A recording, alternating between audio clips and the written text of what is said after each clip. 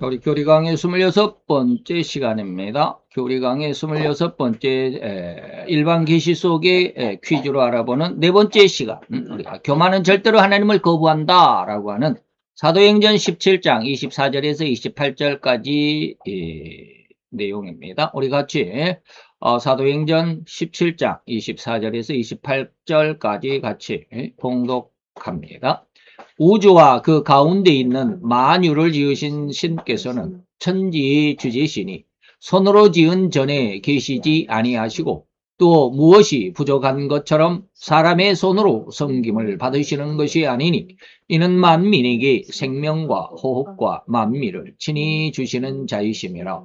인류의 모든 족속을 한 혈통으로 만드사 온 땅에 거하게 하시고 저희의 연대를 정하시며 거주의 경계를 하나셨으니 이는 사람으로 하나님을 혹 더듬어 찾아 발견케 하려 하심이로되 그는 우리 각 사람에게서 멀리 떠나 계시지 아니하도다. 우리가 그를 힘입어 살며 기동하며 있느니라. 너희 시인 중에도 어떤 사람들의 말과 같이 우리가 그의 소생이라 하니. 아멘. 제시된 사도행전의 말씀을 가지고 오늘 퀴즈의 질문이 뭐냐면, 하나님을 섬기지 않는 사람들은 그들이 하나님의 자녀인 것을 알 수 없을까? 하나님을, 쉽게 말하면 불신자들은 자기가 하나님의 아들인 것을 알 수 없지 않겠나? 라고 하는 것이죠. 예. 자, 그런 내용들, 여러분들이 잘 들어보셔야 합니다. 계속해서 이러한 내용들이 지금, 퀴즈 속에 들어 있습니다.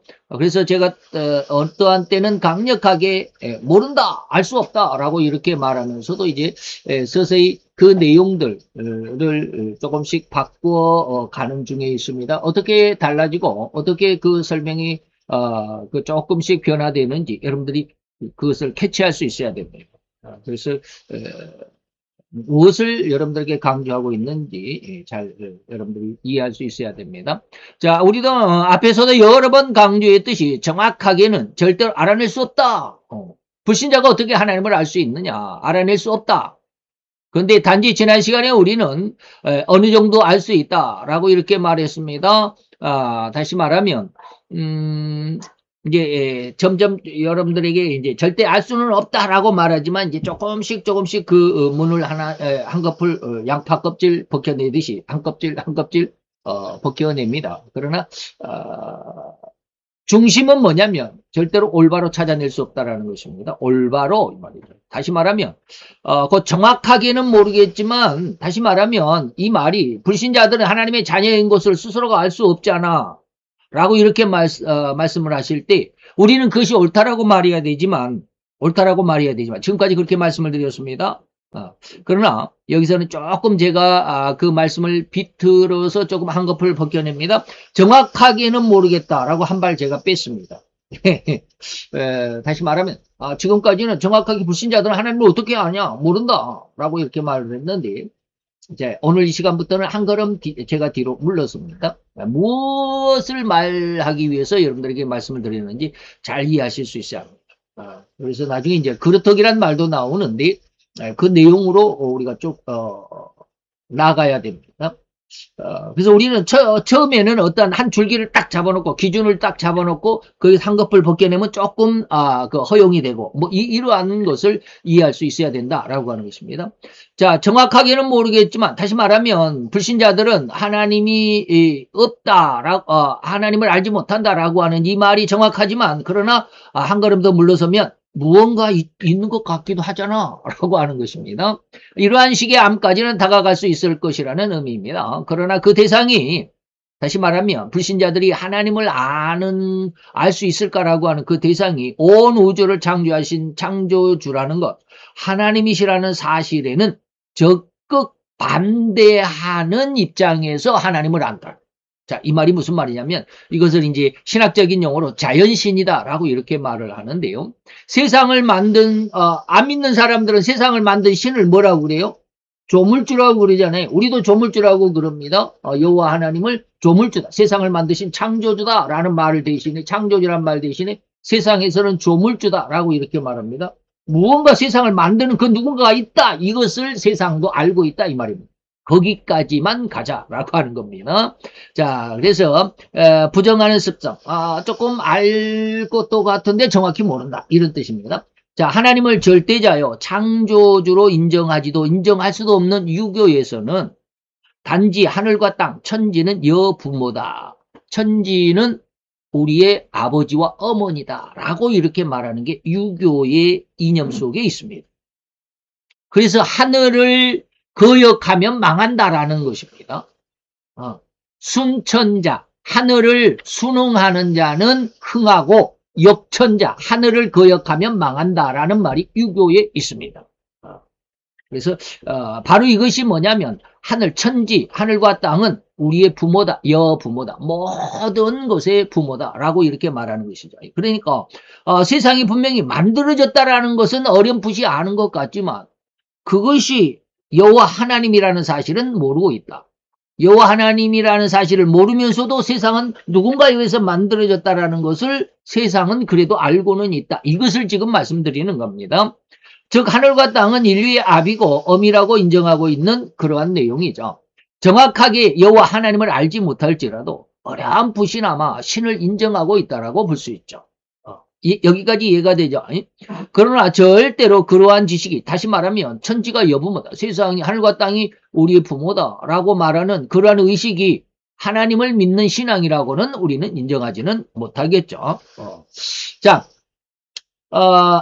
그래서 로마서 10장에 보면 이렇게 말하고 있습니다. 그런즉 저희가 믿지 아니하는 이, 다시 말하면 여호와 하나님을 믿지도 않는데 어찌 그를 부르겠느냐. 아주 곤란한 때, 우리가 위급한 죽음의 직전에 있을 때 하나님을 부른다 그러잖아요. 그래서 누구든지 주를 부르면 구원을 받으리라라고 했는데 그 누구든지 속에서 하나님을 알지도 못하면서 어떻게 하나님을 찾겠냐. 그들은 죽어가면서도 누군가를 찾기는 찾는데 하나님이 아닌 다른 것을 찾는다. 이런 의미입니다.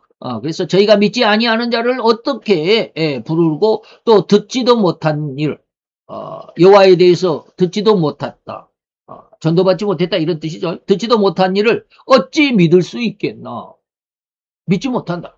로마서 10장의 이야기입니다. 전파하는 자가 없이 어떻게 듣겠으며 보내심을 받지 아니했으면 어떻게 전도자가 하나님의 말씀을 전하겠느냐라고 하는 것이죠. 그래서 좋은 소식을 전하는 자들의 발과 입이요, 뭐 이렇게 아름답다라고 이렇게 찬양했다라는 그런 내용이죠. 자, 다시 말하면 그 귀신들로 하나님을 믿고 떤다라고 기록한 성경도 있습니다. 우리는 절대 주의해야 됩니다. 그래서 야고보서 2장 19절에 보니까 이 말을 오해하면 안 됩니다. 야고보서 2장 19절 오해하면 안 됩니다. 내가 하나님을 한 분이신 줄 믿느냐? 잘했다. 귀신들도 믿고 떤다. 귀신들이 믿는데요. 여기서 이 믿는다는 이 말을 절대 오해하지 말라는 것입니다. 귀신들이 하나님을 믿는다라는 그런 말일까요? 아니죠. 그래서 오해하면 안 됩니다. 그래서 말의 그 뉘앙스를 잘 알아야 됩니다. 귀신들이 여호와 하나님을 정말 우리가 하나님을 믿는 것처럼 그런 믿음을 가지고 하나님을 믿느냐? 그게 아닙니다. 귀신들은 하나님을 너무 잘 알고 있습니다. 하나님과 함께 생활을 했기 때문에, 다시 말하면 창세기 1장 1절 이전에 이 천국에서 하늘에서 우리가 주기도문에 보면 하늘에 계신 우리 아버지 이름이 거룩히 여김 받기를 원합니다. 그 거룩히 이름 받으신 그 이름이 이 땅에서도 거룩하게 찬양 받기를 원합니다라는 게 두 번째 구절이 바로 주기도문입니다. 하늘에 계신 우리 아버지 이름이 거룩히 여기심을 받으시오며 나라의 임하옵시며, 나라가 임하게 하옵시며, 이 말이 하늘에서 하나님의 이름이 거룩하다라고 찬양을 받으실 그 여호와의 이름이 이 땅에서도 이루어지기를 원합니다라는 게 나라의 임하옵시며 라는 뜻입니다. 이 땅에서도 이루어지기를 원합니다. 그럼 무엇이? 그 나라가 누구 나라예요? 그래서 이번에 개역 성경으로 바꾸면서 그 주기도문도 바꿔놨습니다. 이 나라를 하나님의 나라가 임하게 하옵시며라고 이렇게 바꿔놨습니다. 100점짜리 답이 아닙니다. 100점짜리 답이 아닙니다. 맞기는 맞는데 100점이 아닙니다. 그건 한 80점짜리 답입니다. 하나님의 나라가 임하는 게 아니고 100점짜리 답은 그 나라가 어떤 나라요? 예수의 나라입니다. 그리스도의 나라입니다. 정확하게 말하면, 달리 표현하면 예수 십자가 대속의 나라가 임해야 됩니다.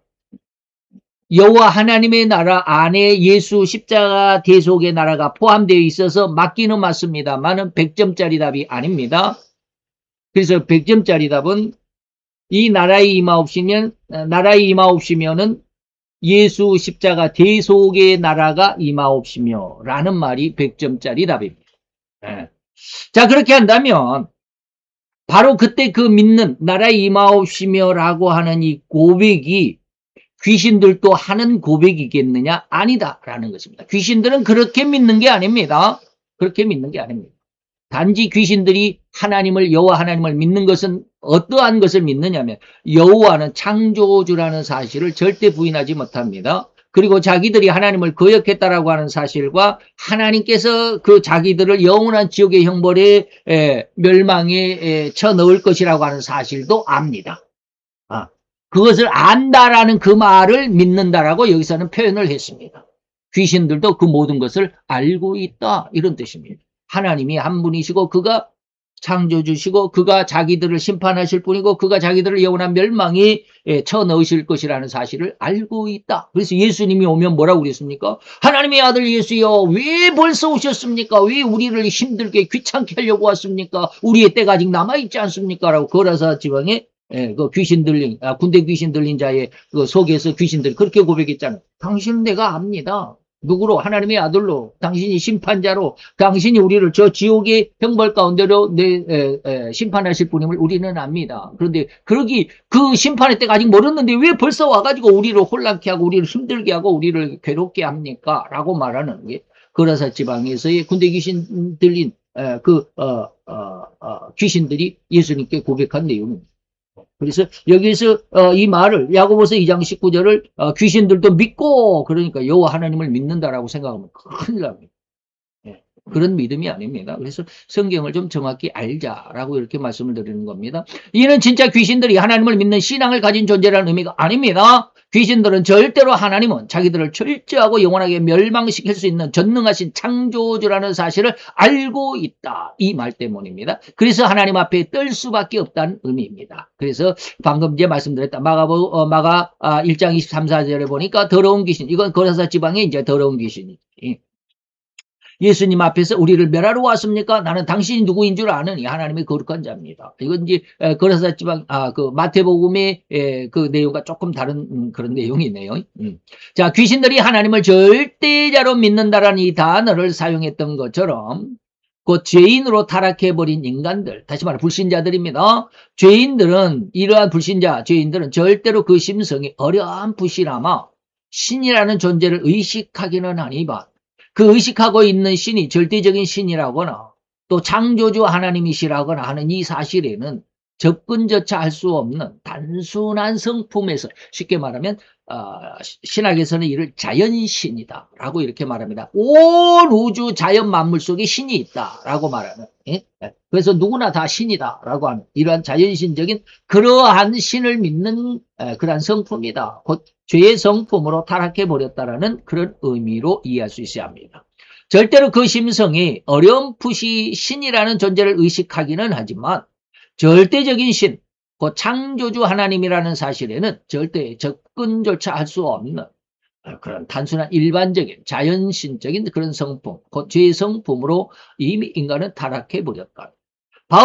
이러한 인간의 습성을 사도 바울은 종교성이다 라고 이렇게 말했습니다. 사도행전 17장 22절 아레오바고라는 이 마을에는 참 연구하는 공부하고자 하는 그런 갈망의 사람들이 너무 많았던 거기에서 보니까 그들의 신당에 가보니까 뭐 이신 저신 A신 B신 뭐 1번신 2번신 신이 너무 많은데 그 맨 끝은 머리 제일 꼬랑지에 뭐라고 그랬느냐면 알지 못하는 신도 있더라. 알지 못하는 신에게라는 위패가 있더라. 이 말입니다. 그래서 그것을 보고 사도 바울이 말합니다. 너희를 보니 범사에 종교성이 많다. 참 믿으려고 하는 마음이 많구나. 믿음을 가진 마음이 많구나. 근데 정확한 정확한 하나님을 찾지 못하고 있구나. 내가 그걸 오늘 이 시간 내가 너희들에게 알려줄게 라고 말하는 게 사도행전 17장 내용입니다. 자, 이러한 인간의 습성 중에 신에 대한 공경의 의도, 정확한 대상, 곧 창조주 하나님을 찾아내지 못함으로 인해서 결국은 안타까운 상황, 곧 우상을 만들어내거나 하나님이 극히 싫어하시는 그런 방향으로 인간은 나가고 말았습니다. 그래서 이단과 사이비, 성경을 잘못 배우면 이단이 돼버리잖아요. 엉뚱하게 이땡이가 무슨 새 언약의 주인이라는 뭐라고 그러더라고요. 그러니까 우리가 요즘에 아주 이단이라고 말하는 이번에 지금 뭡니까 통땡교하고 신땡지하고 지금 난리법석이죠. 정치인들에게 돈을 걸냈다 해가지고 지금 그 두 종교가 지금 난리법석입니다. 그것들 때문에 우리 기독교까지 지금 탄압하려고 하는 시도가 이제 시작이 됐다라고 지금 난리법석이죠. 국회에서 지금 그 종교법 만드니라고 아주 지금 골머리를 썩이고 있습니다. 쉽게 통과가 될 겁니다. 그리고 우리 기독교인들은 다시 말하면 이러한 정부 반기독교적인 다른 말로 하면 무신론적인 그러한 정책, 그러한 정부, 그러한 정권의 동참하는 제가 요즘에 가끔 이야기하는 루마니아가 러시아의 침공을 받아서 공산화가 될 때 수많은 종교인들이 스탈린을 찬양하고 공산주의를 찬양했던 것처럼 우리나라가 그렇게 될 가능성이 많다라고 하는 것입니다. 무신론화가 되는 겁니다. 그게 계시록 13장 11절에서 18절의 내용입니다. 666표를 나눠주는 주장본인이 바로 그들입니다. 교회 목회자들입니다. 적그리스도가 주는 거 아닙니다. 적그리스도가 주는 게 아닙니다. 적그리스도의 하수인인 거짓 목사들이 666표를 세상에 뿌리고 다닙니다. 거기에 동참하지 않으면 몇이든지 다 죽습니다. 누구든지 다 죽습니다. 범브란트 목사님 하나님의 지하 운동이라는 책을 보면요. 어제까지 그냥 어마어마한 권세를 가지고 세상을 호령했던 사람이 오늘 보니까 감옥에 들어와 있어. 같은 감옥에. 저는 외국 이름들을 외우기가 힘들어가지고 말이죠. 루마니아 무슨 감옥 이름이라고 말하는데 도대체 외워지지를 않아요. 발음이 이상해요.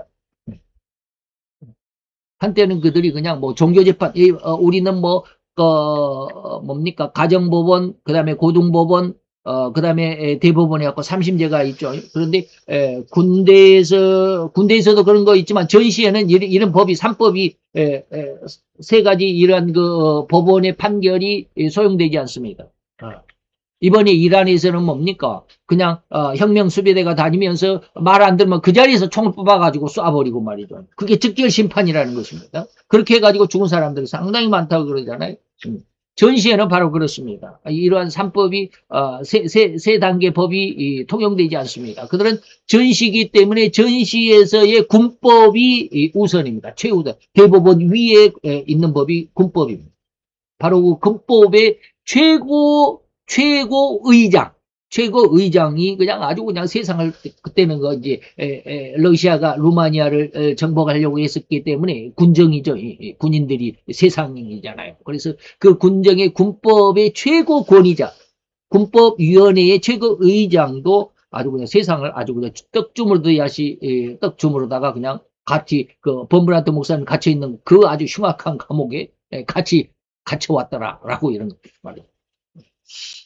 바로 그렇습니다. 세상은 바로 그렇게 자기들 멋대로, 자기들 생각대로 우상을 만들어낸다거나 하나님이 극히 싫어한 그런 어떤 자기 권력 중심으로 세상을 살아갑니다. 이게 마귀의 세 번째 유혹입니다. 천하만국의 권세와 영광을 내가 너에게 줄 테니까 이런 것입니다. 자, 그런데도 즉 인간이 이렇게 타락했을지라도 하나님의 형상과 모양이 완전히 없어져 버린 것이 아닙니다. 제가 이제 여기에서 그루터기라는 말을 처음 사용합니다. 그루터기는 남겨져 있다. 지난번에도 말씀을 드렸죠. 그루터기가 남겨있다. 다시 말하면 영이 죽고 영은 죽었을지라도 혼이 남아있다라는 것입니다. 인간은 혼으로 살아갑니다. 불신자들은 영이 없고 영이 죽고 선악과를 따먹는 즉시 영이 죽고 그리고 혼만으로 살아갔다. 이 혼만의 삶의 모습을 우리는 뭐라고 이걸 생명이라고 예전에 제가 말씀드렸는데 아마 생명이라고 말해도 괜찮을 겁니다.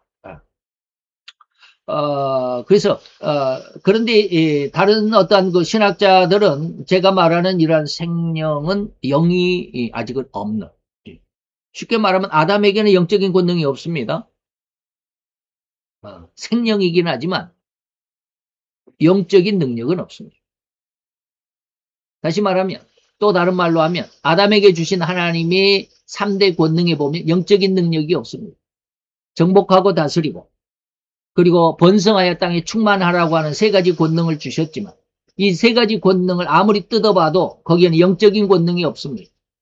그런데 이 권능이 예수님이 제자들에게 주실 때는 천하만국을 돌아다니면서 이제 전도여행을 가도록 이렇게 쭉 전도 파송을 보내기 직전에 예수님이 그 제자들에게 주신 권능에는 영적인 권능이 있습니다.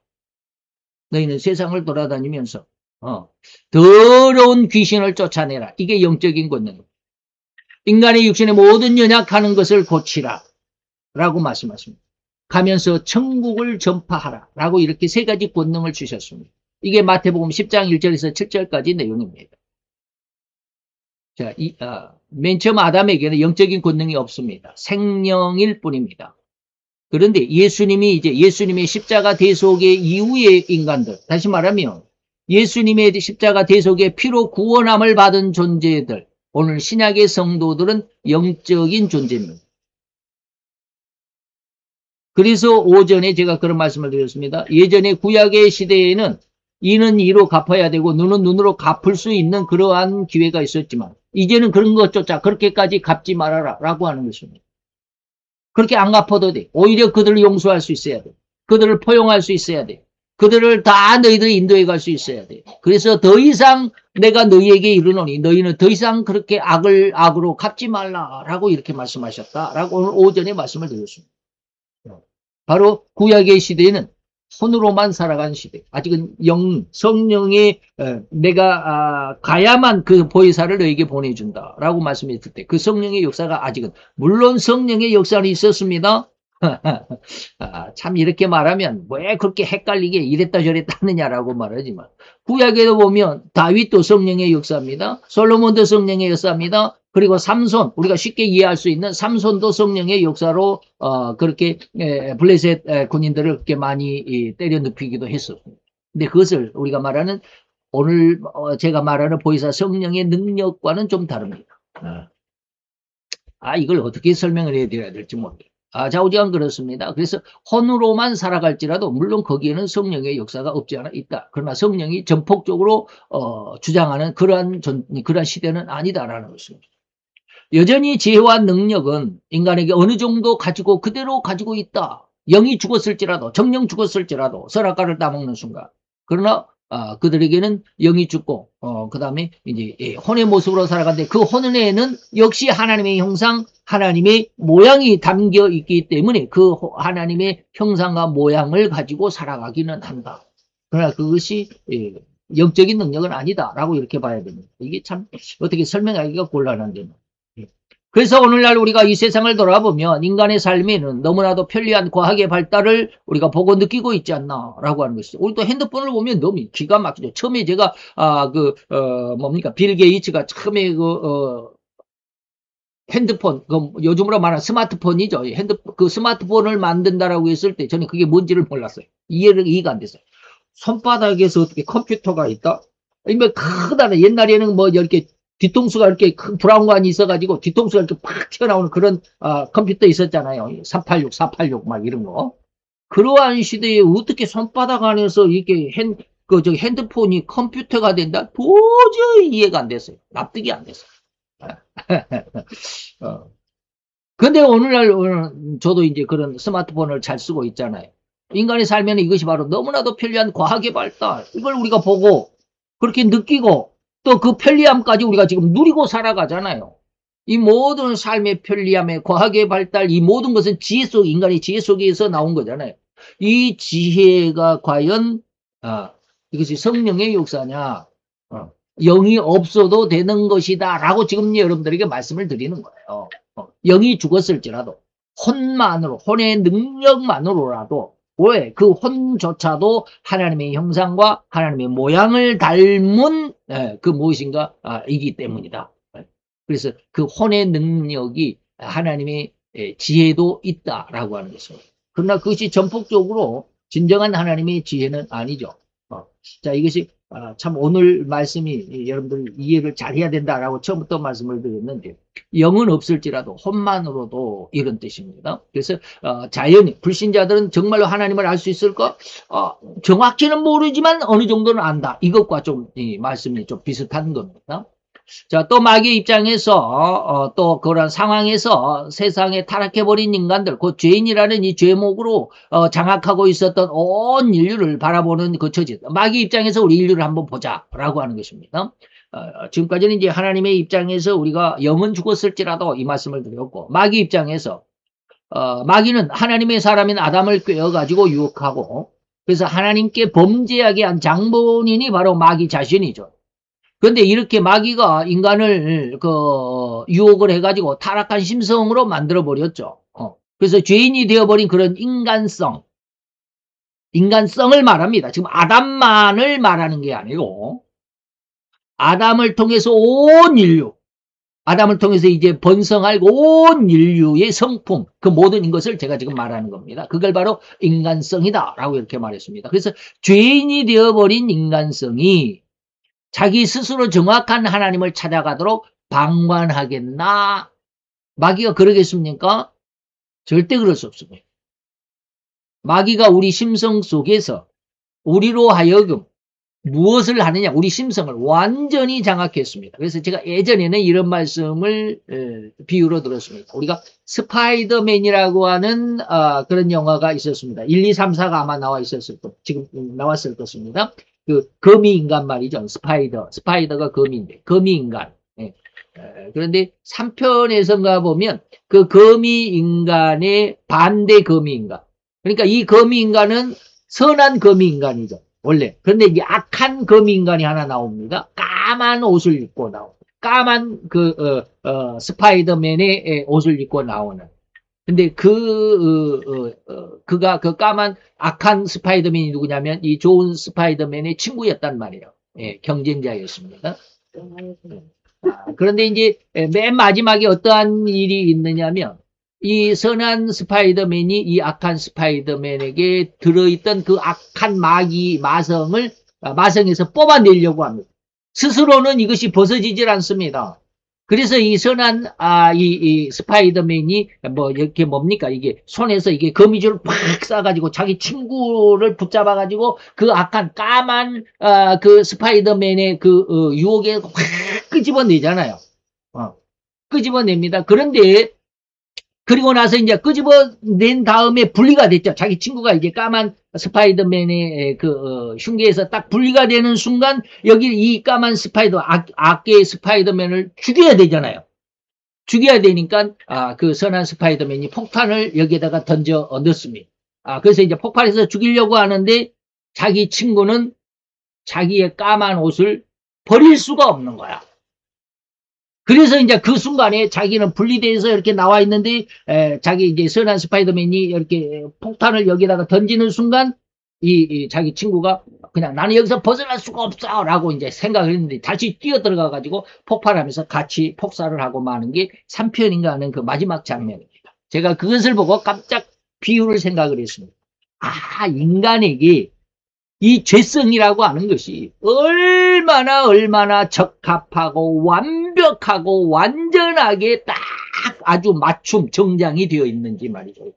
결코 세상의 인류 중에 그 어느 한 사람도 자기의 성품에 벗어난 죄성이 없더라는. 이게 그 사람은 A라는 사람, 뭐 한국 사람은 한국 사람대로, 미국 사람은 미국 사람대로, 한국 사람 중에서도 뭐 저에게는 뭐 어떻게, 뭐 누구에게는 어떻게, 각 모든 세상에 뭐 80억이 넘는 지금 인구에 각기 아주 적합하게 그 사람 나름대로의 성격을 따라서, 습성을 따라서, 뭘 따라서 다 아주 적합하게, 최고 완전하게, 최고 완벽하게 그 사람에게 죄성을 딱 씌워줬다는 거예요. 결코 자기가 악한 스파이더맨에게서 빠져나올 수 없는 그 친구처럼 말이죠. 제가 그 영화를 보면서 그걸 비유를 생각을 해놔서 죄성이라는 게 너무너무 각 사람에게 적합하구나. 일률적이지 않고 말이죠. 각 사람 한 사람 한 사람에게 그 사람에게 정확하게 아주 적합하게 그렇게 성질이 이렇고 저렇고 뭐 성품이 어떻고 뭐 얼굴이 어떻고 뭐 그런 거 상관없이 그 사람에게 딱 100% 완벽하게 한 사람 한 사람에게 그렇게 정확한 맞춤 죄성의 옷을 주었더라라는 것을 생각해 봤습니다. 그런 상황이기 때문에 각 사람은 절대로 스스로 하나님을 찾아갈 수 있는 길을 마귀는 절대로 열어놓지 않습니다. 하나님 편에서는 그를 끌어내야 되는데, 죄에서 끌어내야 되는데, 마귀 편에서는 절대로 이것을 뺏길 수가 없잖아요. 우리를 자기 죄의 하수인으로 삼았기 때문에 우리가 하나님 편으로 가는 걸 마귀는 절대로 가만히 방관하지 않습니다. 그렇기 때문에 할 수만 있으면 온갖 거짓과 온갖 기만과 온갖 전술을 다 동원해서 우리로 하여금 하나님을 믿는 일에 대해서 방해하려고 합니다. 그 중에 최고가 뭐냐? 종교적인 이단과 사이비들의 이론과 주장입니다. 꼭 하나님처럼 믿게 하는 거예요. 꼭 하나님처럼 보이게 하는 거예요. 꼭 하나님의 능력인 것처럼 나타내서 야, 저 능력이면 정말로 하나님일 거야. 이렇게 믿게 하는. 야, 저 사람의 설교를 오늘 또 이 백 목사의 설교를 들어보니까 정말인 것 같네. 뭐 이렇게 혹한 사람도 없지 않아 있을 것입니다. 네. 이게 모든 사람에게 자기의 마음속에 있는 것을 가지고 그 사람을 바라보게 해야 돼. 그 사람의 그 어떠한 것에 조그마한 삐뚤미, 그 어그러짐이 있음에도 불구하고 그걸 발견하지 못하게 합니다. 그래서 그 길로 갑니다. 이게 바로 이단과 사이비들의 특징입니다. 마귀는 절대로 인간 스스로가, 자기 스스로가 정확한 하나님을 찾아가도록 방관하지 않습니다. 무슨 말인지 이걸 이해할 수 있어야 됩니다. 절대로 방관하지 않습니다. 절대로 하나님의 품에서 낚아챈 인간을 마귀는 절대로 하나님께 되돌려주고자 아니할 뿐인 존재가 바로 마귀고 마귀의 본성입니다. 그렇기 때문에 이 세 가지의 마귀의 예수님에게 나와서 유혹했던 그 세 가지의 유혹이 온 인류를 감싸고 있습니다. 여기에서 벗어나지 마. 네. 오늘 오전에 제가 여러분들에게 설교해드렸던 그 내용들이 바로 그런 내용입니다. 인간은 절대로 자기가 잘못됐다라고 인정하지 않습니다. 인정할 수가 없습니다. 자기 신앙을 들여다볼 수 없습니다. 다 자기가 옳다라고 생각합니다. 그래서 제가 그랬습니다. 다음 한 3주 후에 절대 믿음이 무엇인가라고 하는 것을 여러분들에게 말씀드릴 때 받지 못할 사람들이 무지 많을 거다. 자, 바로 이렇습니다. 마귀는 바로 자기의 그 본성대로 인간들에게 아주 각 사람에게 적합하게, 각 사람에게 정확과 아주 완벽하고 완전하게 죄성이라는 옷을 입혔기 때문에 그들은 절대로 하나님을 찾을 수도 없고 또 마귀 편에서는 하나님을 찾도록 내버려두지 않는다라고 하는 것입니다. 자, 이 세상에는 이 두 가지의 사상체계가 있습니다. 다시 말하면 하나는 유물론이라고 그러고 하나는 유신론이다라고 말합니다. 물질이 있다라고 말하는 유신론, 그 다음에 신이 세상을 만들었다라고 하는 유신론이라고 말합니다. 그래서 이 전자는 세상의 모든 것은 물질로 이루어졌다라고 해서 이 유물론에서 무신론이 나옵니다. 유물론이나 무신론이나 같은 뜻이고요. 유물론이 곧 하나님을 거절하는, 거역하는 그러한 그 이론이겠죠. 그래서 유물론은 바로 무신론이다. 신은 없다라고 말하는 무신론인데 이 무신론의 중심이 뭐냐? 공산주의 사상입니다. 자, 그래서 심지어 인간조차도 인격적인 존재라고 그렇게 보는 것이 아니라 하나의 물질일 뿐이다. 그래서 뭐 누가 스탈린이 그랬다고 그러나요? 공산주의에서 그들은 신이라고 하는 것을 완전히 부정하기 때문에 인간은 그냥 물질이야 라고 이렇게 말하니까 인간의 감정들, 남녀 간의 사랑에 이런 어떤 감정까지도 어떠한 철학적인 것으로 생각하지 않습니다. 그래서 그냥 물질로만 생각을 합니다. 그러니까 남녀 간에 서로 사랑을 해갖고 키스하는 게 뭐냐? 키스 그거 마음을 이렇게 서로 주고받는 게 아니라 내게 있는 입속에 있는 바이러스를 상대방에게 옮겨주는 작업이야 라고 이렇게 설명을 하더라고요. 기가 막히죠. 이게 유물론의 그 키스에 대한 해석입니다. 이게 스탈린이 그랬다고 그러나 아마 그러더라고요. 범브란트 목사님 그 책에 보면 그렇게 나와요. 그렇게 주장하는 사람들, 그 공산주의자들이, 아까 말씀드렸던 뭐 최고의 공산주의가 들어올 때 최고의 어떤 권력 안에 있었던 사람이 나락으로 떨어져가지고 감옥에 쳐들어왔을 때 그 사람들 그렇게 이 감옥 안에 있는 사람들 그렇게 선동하더라. 이런 그런 내용이 있습니다. 우리는 그런 걸 들으면 좀 우습게 생각이 되잖아요. 무슨 뭐 키스는 남녀간의 어떤 사랑의 감정의 어떤 그 교환, 밀접한 관계 뭐 이런 걸 생각을 하는데 그들은 바이러스를 전달해 주는 거다라고만 생각하니까 우습잖아요. 좌우지간 그렇습니다. 이게 유물론의 어떤 사상 체계입니다. 자, 그 이유는 인간도 역시 죽으면 육체인 몸이 부패하고 분해되어서 물은 몇 프로, 산소가 몇 프로, 질소가 몇 프로 등등등등등. 인간은 그 물질로 해서 자연에 환원되고 만다라고 이렇게 주장하죠. 저도 중학교 때 그걸 들은 것 같아요. 그래서 그것이 유물적인 사상이라고 하는 것은 전혀 모르고 그냥 그걸 들어본 적은 있습니다. 그래서 이 등등 모든 원소로 분해되어서 남은 것이 없다. 모두가 다 물질로 환원되어 가고 만다라고 하는 이론을 내세우게 된 것이 바로 공산주의, 무신론들, 유물주의적인 사상 체계입니다. 지구상 대부분의 사람이 이런 말을 들어봤을 법합니다. 안 들어본 사람이 없을 정도. 저도 들어봤습니다. 온 세상의 중심 이론이라고 아니할 수 없는 바로 이것이 온 세상을 지금 거의 예수를 믿는 사람도 이거 이렇게 생각하는 사람들도 없지 않아 있어요. 그게 유물주의인지 모르니까. 저도 그랬습니다. 그리고 후자인 유실론이라는 것은 우리 기독교 신앙의 중심을 이루고 있음인데 이 온 세상은 창세기 1장 1절에서 바뀐 것과 같이 온 우주 만물 곧 물질 세계는 절대로 창조주시고 전지전능하신 요 하나님께서 만드신 작품이다. 그리고 그것을 창조하신 것을 믿는 신앙과 그 체계를 유신론이다라고 말하고 그 신앙 체계의 기준이 바로 우리가 가지고 있는 성경책이죠. 즉 마귀는 인간이 타락해서 죄인이 되어버렸을지라도 여전히 인간이 가지고 있는 그 지혜를 이용해가지고 온갖 인간만이 편리하고 유용하다라고 여기는 방향으로 발전시키고자 있습니다. 인간이 가지고 있는 지혜를 가지고 이 지혜가 하나님을 찾아가는 데 사용하도록 하는 것이 아니라 마귀는 뭡니까? 우리 인간의 모든 지혜를 장악하고 이것이 인간적인 것으로만 돌려버립니다. 신적인 것에는 딱 막아버리고 인간적인 것. 그래서 네가 잘 되고 네가 편리하고 네가 너에게 유용하고 네가 성공할 수 있고 말이죠. 인간적인 내 어떤 유익, 내 편리성. 그래서 네가 나에게 절하면 내가 천하만국의 권세도 너에게 줄 거야. 뭐 이렇게 하고 있잖아요. 그 이유는 바로 이러한 세상의 편리함과 유익함에 인간이 도취되도록 해서. 그래서 하나님을 결코 생각할 수도 없도록 하는 그런 환경과 그런 성품으로 타락시키고자 했다는 의미입니다. 제가 이 말을 만들어내기까지, 생각해내기까지 상당히 오랜 시간이 걸렸겠죠. 지금 마귀의 측면에서, 마귀의 입장에서 인간을 볼 때 지금 여러분들에게 그 내용을 설명해 드리는 겁니다. 이것을 예전에 제가 생각지도 못했습니다. 근데 이번에 기도하면서 하나님이 알게 하시고자 또 깨닫게 하시고자 했던 내용 중에 하나입니다. 곧 온 세상의 물질들이 인간이 살아가는데 많은 도움이 되고 그리고 또 필요할 뿐이라는 이 사실을 인간 스스로 체험하고 느끼는 인생이 되도록 해서 절대로 이 물질의 세계가 없이는 곧 죽는다라는 두려움과 공포감으로 휘감아 버렸던 것이 바로 우리가 살아가는 이 세상입니다.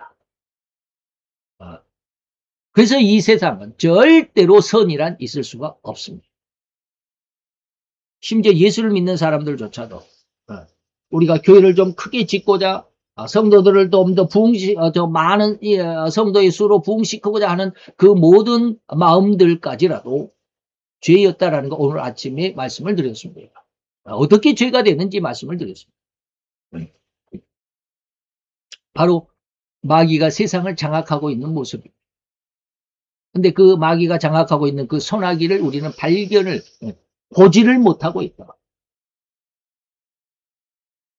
이 의도를 그대로 이루어내는 것이 바로 하나님을 거역하는 유물론인 것입니다. 그래서 잠언서 30장 9절에 보니까 내가 배불러서 하나님을 모른다. 내가 세상에 잘 먹고 잘 사면 하나님을 절대로 인정하지 않습니다. 나 잘 먹고 잘 사는데 나 이 정도면 잘 살 수 있잖아. 우리나라가 지금 어떻게 흘러가는지도 모르고 말이죠.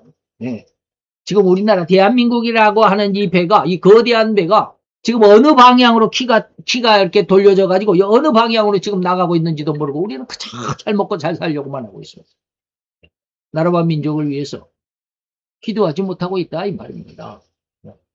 그래서 내가 지금은 돈이 잘 벌리고 내 사업이 좀 잘 되는 것 같고 하니까 하나님을 믿으라고. 여호와가 누군데? 내가 왜 그를 믿어야 되는데? 내가 능력 있고 아직은 젊고 힘도 팔팔하고 말이죠. 잘 먹고 잘 살 수 있는데 내가 뭐 하나님을 굳이 믿어야 되고 내가 땀 흘려서 번 돈을 굳이 11조라고 해서 그것도 10,000원 20,000원 내는 것도 아니고 말이죠. 몇십만 원씩 몇백만 원씩 내야 되냐? 내가 배불러서 하나님을 모른다. 그런 것이 바로 유물론 사상입니다. 누가복음에 보면 12장에 보니까 그 어리석은 부자가 있죠. 내가 많은 오늘 한 해는 너무너무 수확을 많이 했어. 야, 다른 때보다 더 풍년이야. 그러니까 내 곡간을 헐고 더 크게 짓고 내 모든 곡식과 물건을 거기 쌓아두고 이제는 내가 내 영혼아 여러 해 쓸 물건을 이제 많이 쌓아두었으니까 평안히 먹고 마시고 즐거워하자. 이게 유물론 사상이죠. 그때 하나님은 말씀하십니다. 어리석은 자야. 오늘 밤 네 영혼이 내 손 안에 있는데 내가 주인인데 이 말입니다. 그것을 우리는 모르고 있다.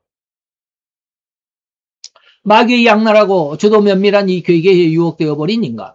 그 죄인이 되어버렸으니 절대로 죄인은 하나님을 향한 진정한 마음을 가질 수가 없습니다. 인간보다 마귀는 훨씬 뛰어난 능력을 갖춘 존재입니다. 그런 마귀가 인간이 마귀의 선악기를 벗어나고자 할 때 과연 그대로 방관하고 있겠는가 이 말이죠. 결코 방관하지 않습니다. 무슨 수단과 무슨 방법을 다 동원해서라도 길을 방해하고 절대로 하나님을 만날 수 없도록 온갖 괴계를 다 꾸며낼 뿐인 존재가 바로 마귀입니다. 이것을 간과해서 이것을 외면해서는 안 됩니다.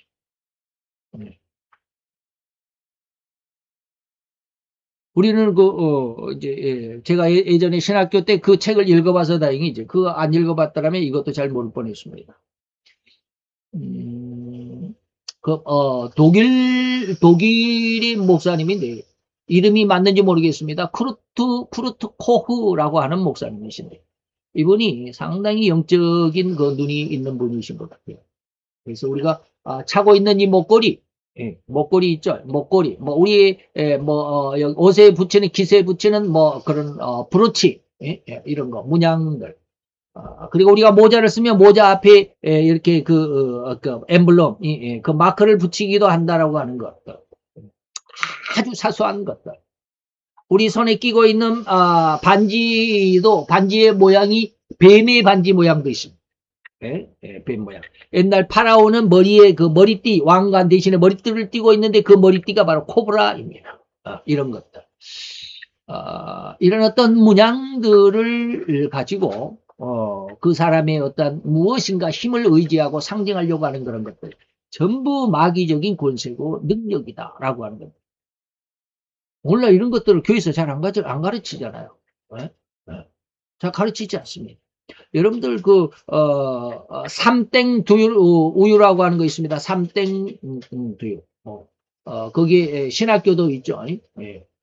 삼땡 두유도 있고 뭣도 있고 막 그러는데 거기에 그 삼땡 두유에 보면 그런 문구가 새겨져 있다고 그래요. 그리하면 너와 내 집이 구원을 받으리라. 이거 성경 구절이잖아요. 근데 그 말씀이 기록이 돼 있다고 그래요. 근데 문제는 지금 제가 여러분들에게 말씀드리고자 하는 문제는 뭐냐. 그 앞에 전제되어 있는 문구가 없다라는 거. 주 예수를 믿으라. 그리하면 이 말인데. 주 예수를 믿으라는 말이 삼땡 두유에는 기록이 되어 있지 않습니다. 뒷말만 기록이 되어 있습니다. 그리하면 너와 내 집이 구원을 얻으리라. 무엇을 해도 다 네가 너와 내 집이 구원을 얻으리야 라고 하는 것입니다. 예수를 빼버렸다 이 말입니다. 그런데도 이것을 가르치지 않죠. 교회에서. 무엇인지를 모릅니다. 그러니까 예수 믿는 가정에서 그쪽 계통의 대학을 보내기도 하고 말이죠. 또 불교 대학을 보내기도 하고 말이죠. 원불교 대학을 보내기도 하고. 저기 전라도 이리 옛날에는 이리 지금은 뭐라고 그럽니까? 이리를 지금은 뭐라고 그러지? 아니 그거 말고 이리시 동물 이리 말고요. 이리를, 옛날에는 이리라고 그랬고, 지금은, 거기를, 그걸 뭐라고 그러는데, 그 익산이 아니고, 이거 얼른 생각이 안 나요.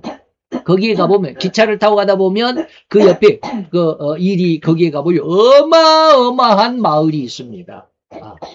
원땡교, 그 마을입니다. 거기에 가보면, 그들의 대학교도 있습니다. 동땡대학교. 예수 믿는 사람들의 자녀들이 대학을 못 간다고 해서 점수가 안 돼가고 대학을 못 간다고 해서 그런 대학을 보내는 사람들도 있습니다. 안타깝죠? 그래서는 안 됩니다. 그들이 그런 데 가가지고, 학교는 우리는 그 불교대학 아니야. 그 대학교 안에 이제 불교학과가 있겠죠. 그들은. 주학과가 그거니까. 우리는 그런 학과 아니야. 라고 하지만, 암암리에 그들은 거기에서 그들의 말을 다 듣고 자라. 저 안양에 가보면 신학교가 하나 있습니다. 신학교가 하나 있습니다. 그 신학교가 옛날에 우리 교단하고 합했었습니다. 합해가지고 한 2년인가 있다가 2, 3년 못 돼가지고 또로 갈라져서 나갔습니다.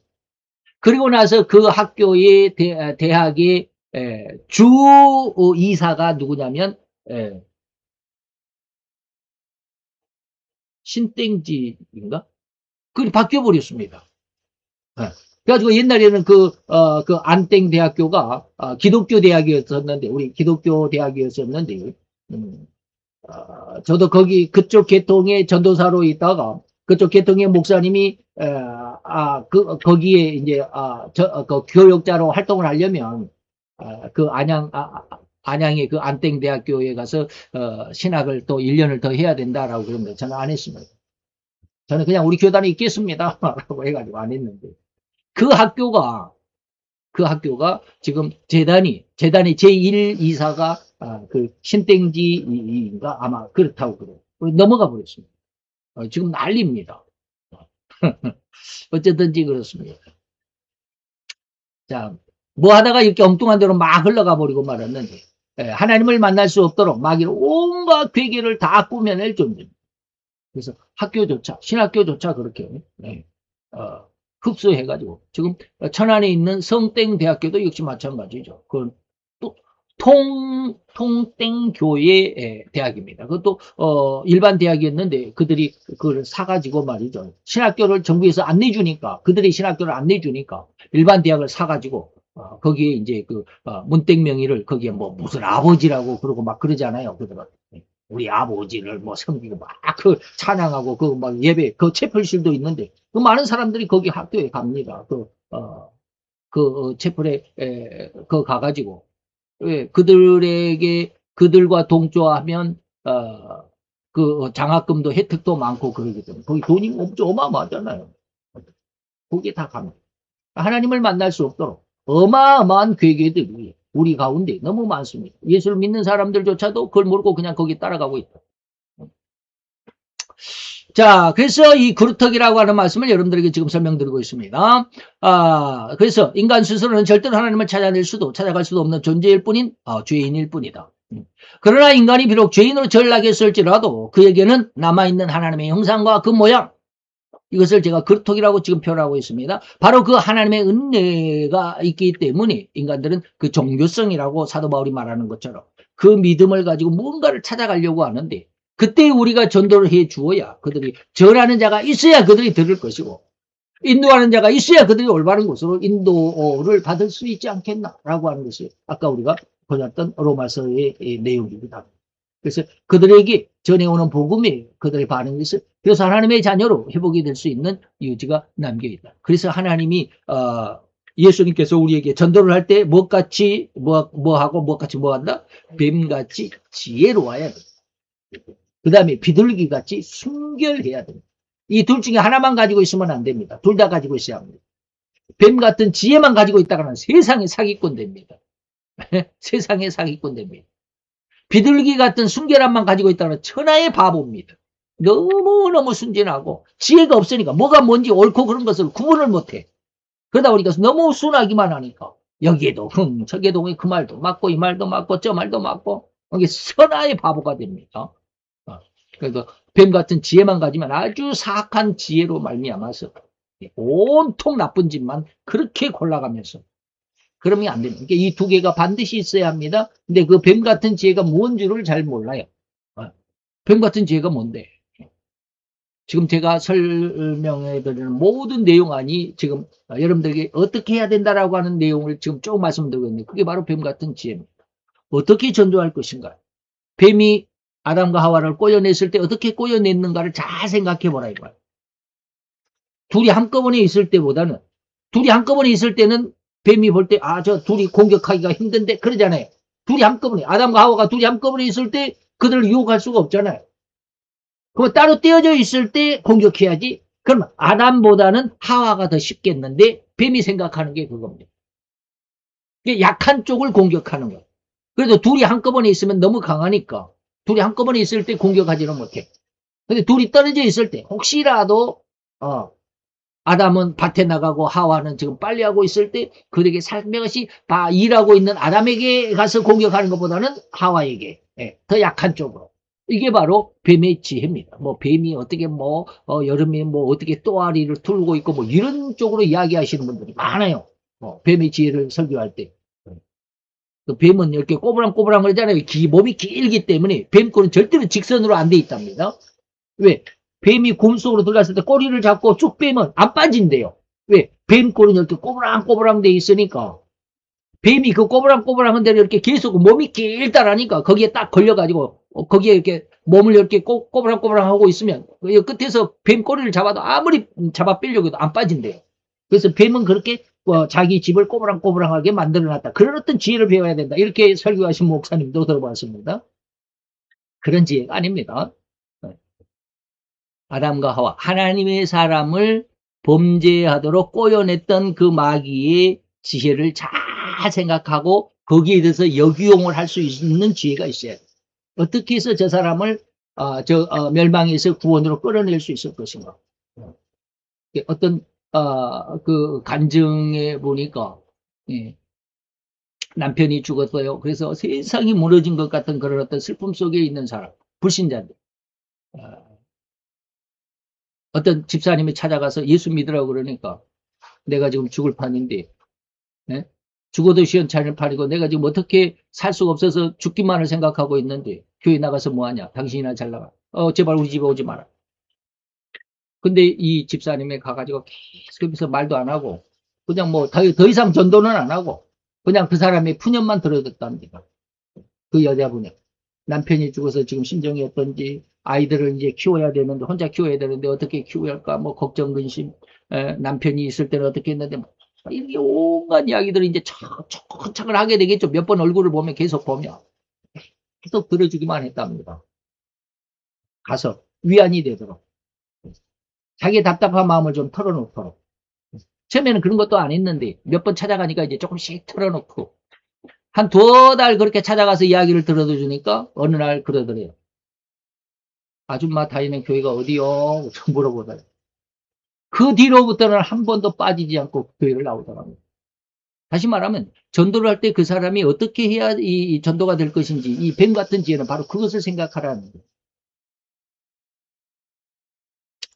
어쨌든지 그렇습니다.